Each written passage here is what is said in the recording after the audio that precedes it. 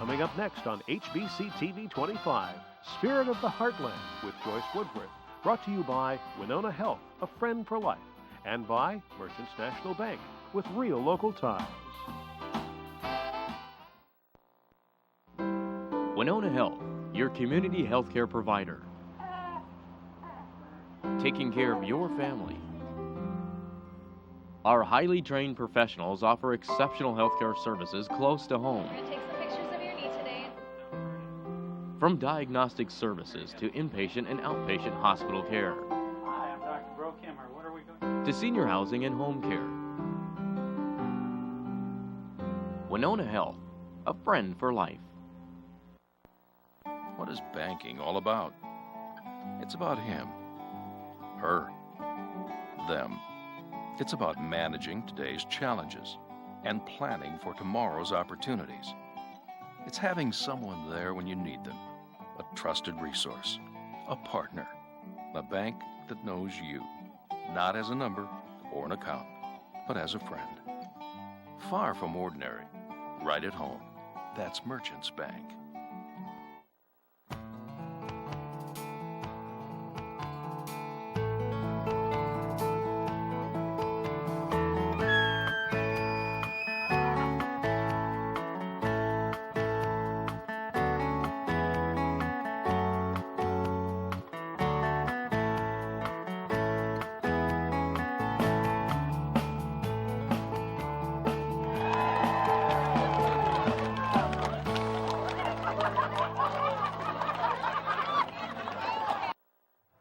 Hi, I'm Joyce Woodworth. Welcome to the Spirit of the Heartland. There are 3 bed and breakfasts in the center of town in Winona, all in large, beautiful, historic homes. The oldest home being the Alexander Mansion, which we toured several weeks ago on the Spirit of the Heartland. Another stands kitty corner from Wyndham Park, which we are now standing in. The third is on Main Street across from the university. It's called the Carriage House, and it has the distinction of being the longest same family-owned bed and breakfast in the state of Minnesota. Don and Deb Salyards, the owner and proprietors of this charming B&B, have invited us into their home to hear the history of the house and take us on a tour of their lovely rooms. The newest built of the 3 grand homes now providing a bed and breakfast in central Winona is the Wyndham Park home at 369 West Broadway. This colonial revival-style house was built in 1900 by Samuel and Maud Prentice. Mr. Prentice, a banker in town, owned the home for several years, sold it to the Olson family, and then purchased it back for his daughter, Frances Lucas, and her family. In 1945, they donated the home to Winona State College. It was used for young men's housing until 1968, when it was sold as a private home to the McQueen family. They converted part of the home into a hobby bed and breakfast, and in 1999, Craig and Karen Groth purchased it, added 2 lodging rooms in the coach house, 4 lodging rooms in the main house.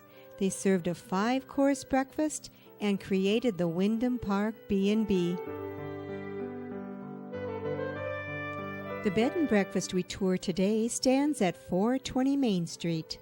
The house itself is a real eye-catcher as you drive through the center of town. Fancy eaves, shutters, awnings, and gingerbread decorate this Italianate-style home. And the largest carriage house in town stands behind it. It is in here where the 4 lodging rooms are for the guests of this charming bed and breakfast. We go inside the main house to meet with the owner and proprietor. We're sitting now in the Carriage House with Deb Salyards in her beautiful home. Hi, Deb. Welcome to the Spirit of the Heartland. Thank you for having me. Well, Deb, tell me about the history of this house. Well, this house dates back to, as close as we can figure, 1870. So it's one of the older homes in Winona that still remains standing, which we're proud of. The home was built by a gentleman by the name of Conrad Bohn, B-O-H-N, and he was a German immigrant who came to Winona to make his fortune when the lumber industry was thriving in Winona. He did the fancy moldings and millwork that you will see in our home. And we're quite proud that we've been able to maintain this house and keep it for the next generations. Now, what is the style of the home? The home is Italianate. So it's a true Victorian Italianate.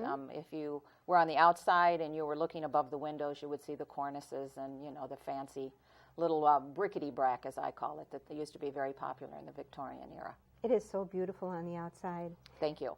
So when it was built in the 1870s, was the porch totally on it with all the bric-a-brac, and did it look different on the outside, or does it look just like it does now? Don't I wish. It does not look like it did back when it was originally built. There used to be a single story turret that was part of the porch when the porch used to wrap around the house. Unfortunately, I think it was a maintenance nightmare.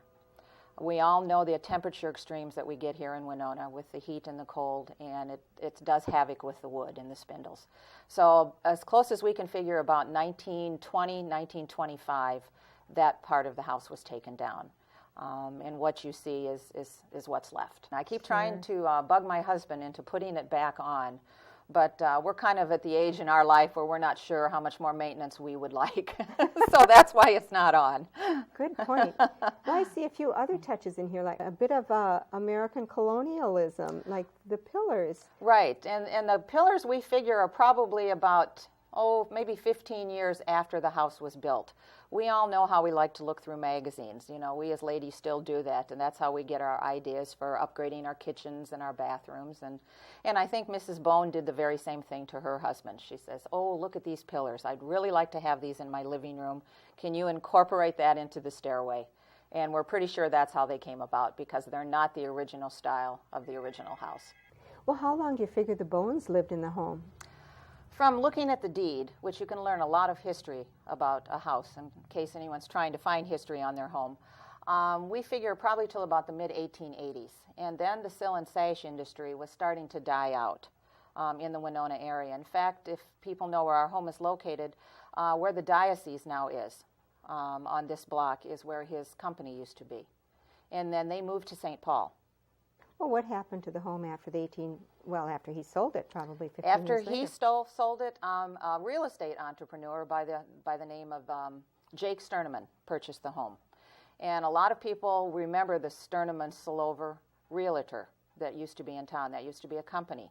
And a lot of people remember Bob Salover, who just recently passed away not too many years ago. And that was his grandfather. And they lived in the home until around 1954. They also owned the Alexander Mansion here in town. And so they used to move back and forth. But Mrs. Sterneman preferred our home over that home. I don't know, maybe she liked the coziness of it because it's not quite as large. During that time frame, it was used by the Teachers College for a short period of time as a rooming house for the teachers when they came here. And then 1954, when they sold. Betty and Judd Fredrickson. And a lot of people remember the Fredricksons because he was a dentist. That's when the house underwent some of the drastic changes that had occurred because he moved his dental practice here into the home. And then Betty lived here until 1977. Her husband passed away in 1976. And Don and I purchased the home in 1977. You have a long history with the home yourself. So almost 31 years. All right. Well, now let's talk about your history. You've lived in it for a while, I assume, before it became a bed and breakfast. Correct. And most of that had to do with the Carriage House. So let's talk a little bit about the history of the Carriage House. Well, the Carriage House is original. It had been added on to at least once, and we can tell that because of the plot maps that I have looked up at the Historical Society. But it used to be a sign of wealth. The larger your carriage house was meant the more money that you had. And the Victorians used to like to flaunt their wealth. Unlike the wealthy of today who like to live in secluded areas, the Victorians like to live on main thoroughfares. And if you think about Winona, most of our big elegant homes are on the main streets of Winona. And that's why. Well, the carriage house also was a sign of success. The horses were kept in the basement. The sand pit is still down there. And then we used to house 6 carriages in the main floor. And then there were 2 small rooms that now are 2 of the bed and breakfast rooms, but they're much larger. And those were stable boys' quarters. And then the rest was just where you would keep your stuff. And we all have stuff, so the Victorians did too. Now tell me how you got started, how you initially thought, I'm going to open a bed and breakfast in that carriage house. And tell me what you had to do and how that developed. My husband took a sabbatical leave. Most people know he teaches at Winona State. And we moved to Greenville, South Carolina for a few months. This was back in, let's see, our daughter was 2, so it would have been 82, 83. And we went to Charleston, South Carolina. And if you've been to Charleston yourself, or if the viewers have, you know what a beautifully restored town Charleston is, with many bed and breakfasts. And Don and I stayed at a B&B, and that was our first experience. And we thought, you know, this might not be a bad idea. They're down south, and it probably won't be long before they start moving up north, because there were hardly any bed and breakfasts in the area at that time. In fact, there was, I don't believe there was any in the state of Minnesota back in 82, 83. So we came home, and Don says, well, why don't we start with just one room in the house and see if that would work? And I thought, no, I don't think I want to do that, because I don't think one room's going to really tell us if we'd like it or not. So we toyed with the idea for a couple of years, and then about 86, we looked at the Carriage house, and we thought, this might not be a bad idea. It could be twofold. We could restore the structure as well as make it nice and inviting for others to come to Winona. We started construction in May of 86, and I think we were in full production by November of 86. 2006 is your 20th anniversary. Wow, so tell me what it's been like. Has it been successful for you, and have you enjoyed it? Very much. I think people have gotten to see a whole different aspect of Winona when they stayed at the Carriage house versus a conventional hotel or maybe just coming through town. Don and I are real history buffs, and we love to share the history of our home as well as the history of Winona. So we send them out and let them explore and give them the walking tour maps and, you know, all kinds of good things. So they really have a good perspective of Winona when they've left. Well, I can imagine you'd be a great hostess. Let's talk about the bed and breakfast. Describe the rooms to us and how they're named. Describe a little bit about each of the rooms. We've tried to keep it a little bit more of a country feel rather than the true Victorian, because that's not the type of building that we have. We tried to leave the natural woodwork in as much of the rooms as we could, meaning the plank walls. You want to leave what you can. You don't want to go in and gut it and try and make it something that it is not. Of course, that brings the charm into the home. Correct. Fireplaces have been added since we originally started. Bed sizes have increased. So we're trying to always listen to what our guests tell us so we can keep up and keep them happy and keep them coming back to Winona. The names are always kind of difficult. When you talk to people who are thinking about getting into a bed and breakfast, they're never quite sure, you know, how you come up with a name. Well, of course, we have one that's named after the gentleman that built the house. And that is originally part of the hayloft. We have 2 rooms that were originally part of the hayloft. So they have the vaulted ceilings. They have the structural beam that is still showing that's holding up the Carriage house.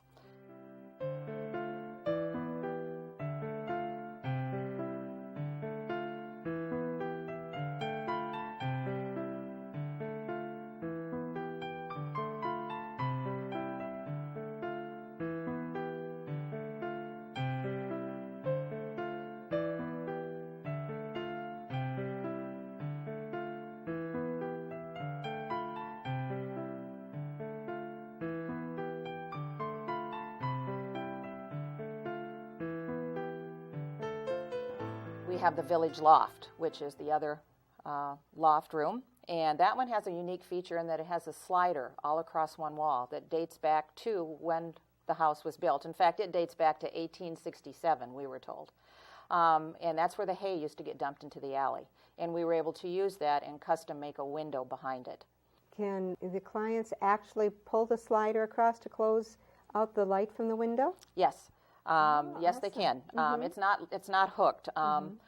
That was one thing that the city had a concern over. When we started this bed and breakfast, there was no B&B ordinance in Winona, but there was something on the books for years called a tourist home. But you had to live on a state or a federal highway. And because Highway 43 is Main Street, we were able to go in before the ordinance was. So we were kind of exploring new ground, I guess, as far as future B&Bs in the city of Winona. And they were concerned that it might be a fire hazard, you know, to be able to keep this door.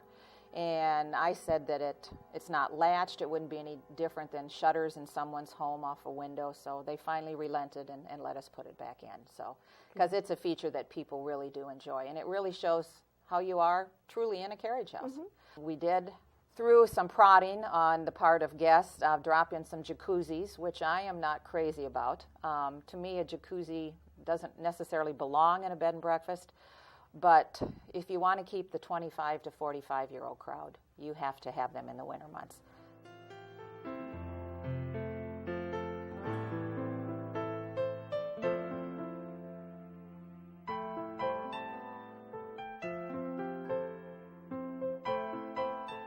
The other two rooms, one is called the toy room because it has lots of antique toys.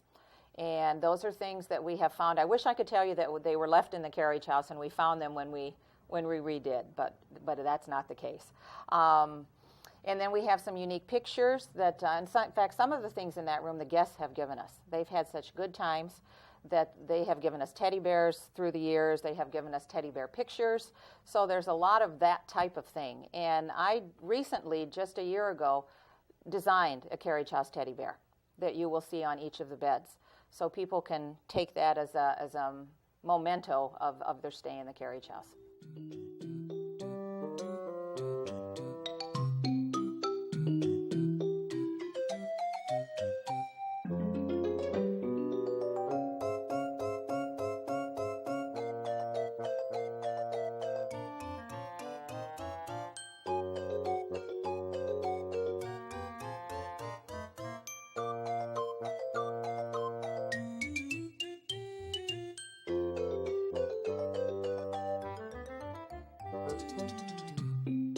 The other room is called the friendship room.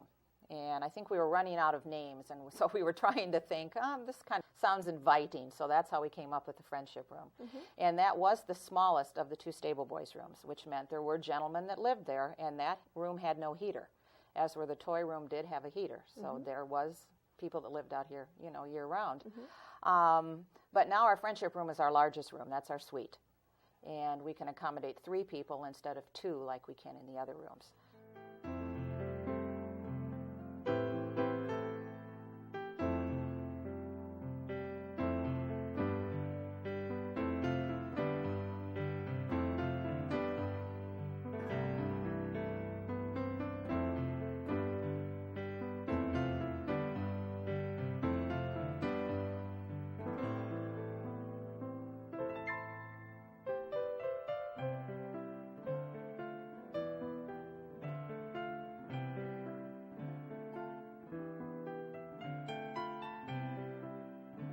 Well, now, Deb, as I look around and I see that you are quite an antique collector, and of course I hear a various amount of clocks ticking off and chiming in the background.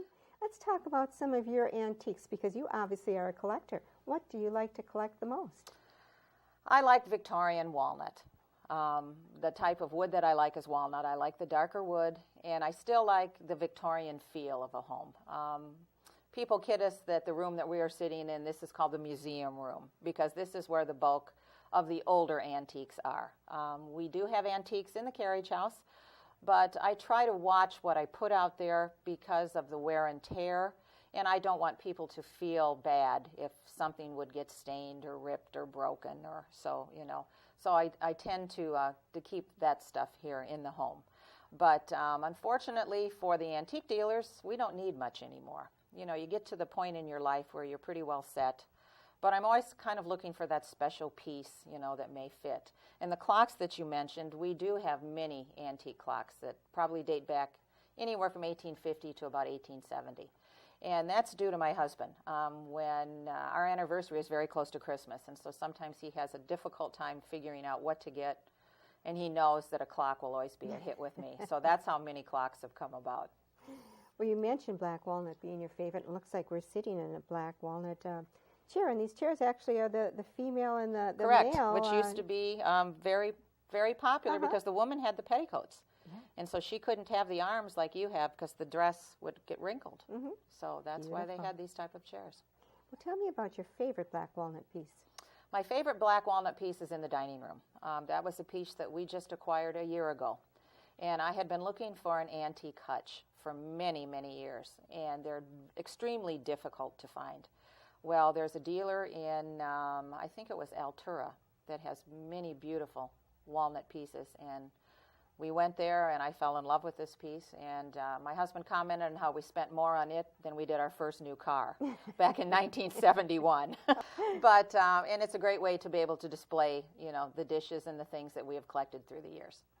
Well, tell me about some of your dishes. You talked about the hullware, is that? Hullware, Hull. That was a very popular pottery back in the 30s and 40s, and it was not a very expensive pottery, and they used to have many different patterns, and the two that I have chosen to collect, and I'm not doing many of those anymore either, is the Little Red Riding Hood ware, which is, like it sounds, Little Red Riding Hood. They had everything from cookie jars to canisters to salt and pepper shakers, to planters, to clocks, and to lamps.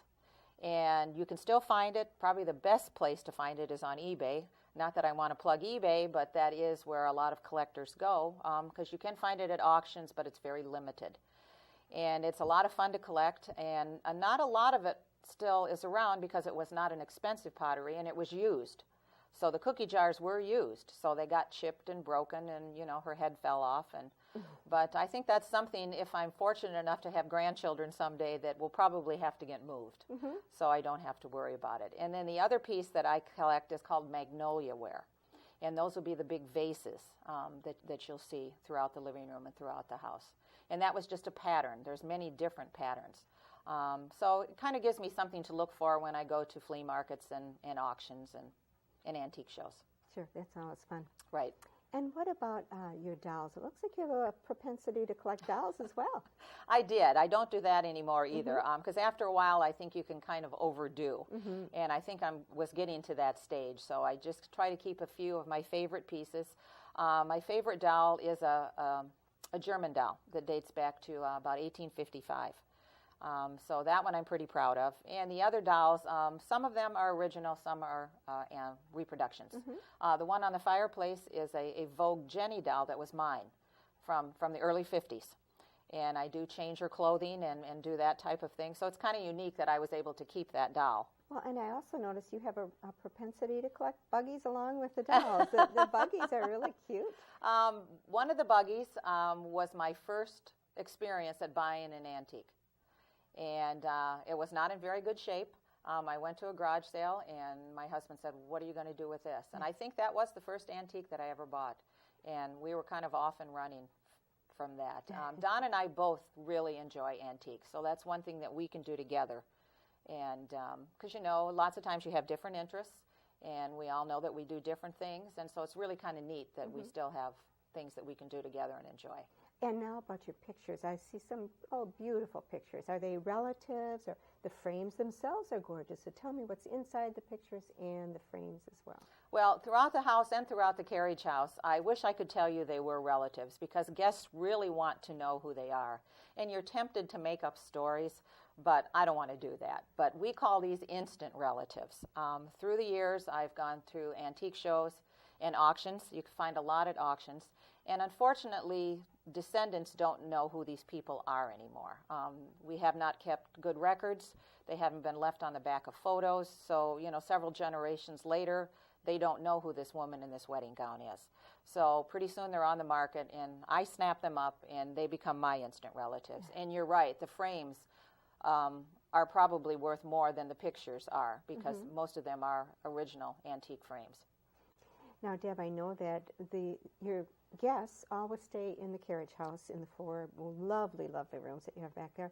But are they allowed to come into the home to see this room and the antiques that you have here?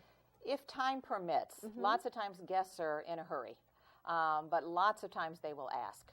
And so we will bring them in, and we're more than happy to share the home and our history with them. Deb, let's talk about what makes your Carriage house so special. Well, I think one thing that makes ours special is that it is in a working Carriage house. The majority of bed and breakfasts are right in someone's home, and that has plus and minuses. But I think people really appreciate the separate structure and the privacy that they can glean from the Carriage house. We are the oldest continuous running bed and breakfast with the same owner in the state. So like I said, we'll be starting our 21st season in August. So we're pretty proud of that. I think that tells us that we must be doing something right, or we would not have been in business this long. Don and I are really people. And I think you have to be in this business. When one of you might be having a down day, you better not both be having a down day, because your guests will pick up on that. In fact, I've had people ask me, am I always happy? Ask my husband. No, I am not always happy. But that's not what you want your guests to see. You want them to be made to feel welcome, that they're special, and we try to do that with every guest that comes. And some people, of course, you're going to have a better rapport than with others, because that's just human nature, you know, and our personalities. But we still try to make every person feel special, and glad that they came to see us, and glad that they came to Winona. Well, Deb, I think you do. And I want to thank you so much for offering us to come into your charming home and viewing your lovely bed and breakfast. It's been so enjoyable. Well, it's been a pleasure for me to have you, and thank you so much. All right. Thank you, Deb. And thank you for joining me today in this charming bed and breakfast on Main Street called the Carriage House. Please join me again next week. Till then, enjoy the spirit of the Heartland.